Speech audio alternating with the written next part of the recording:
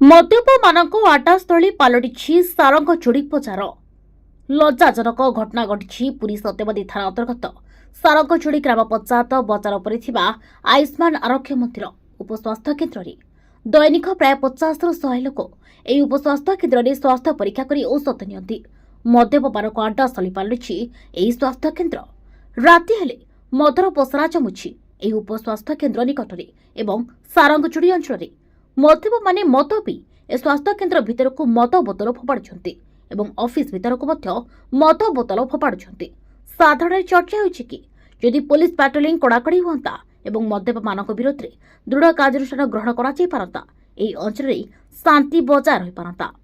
ପୁରୀରୁ ମନୋଜ କୁମାର ବଳିଆର ସିଂହ report, HR TV Odia.